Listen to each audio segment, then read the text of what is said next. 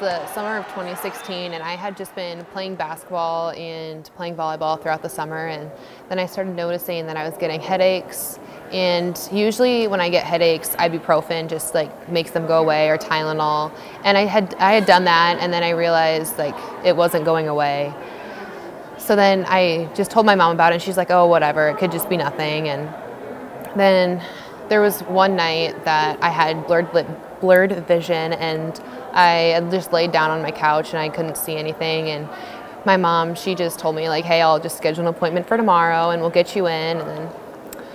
And then we went in and I got an MRI, and that's when it showed.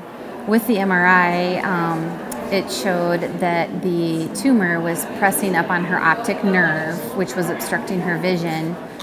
And that was the indication to, obviously do surgery right away. That it was, and also her lab, she had some abnormal lab work, and that kind of also gave an indication that this is something that needed to be taken care of right away.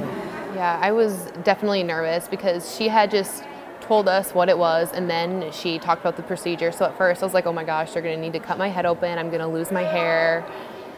And then finally she told us like the procedure, how they would go through my nose, and that was definitely reassuring. He reassured us that he felt that it was a pituitary adenoma, which was on her pituitary gland. Right. And the goal was to remove the tumor without removing the pituitary gland. Right. It was a successful surgery. We were able to leave the pituitary gland. I mean, as bad as it was, we had the best case scenario that came out of it. And the thought went through my head, like, what if this is it? What if I can't play volleyball anymore? And that was definitely just tough and all in my head, so it was hard. I would say the hardest part for me was, physically and like mentally, like the hospital stays. I think just like the overnights there and the time that I spent there was really hard.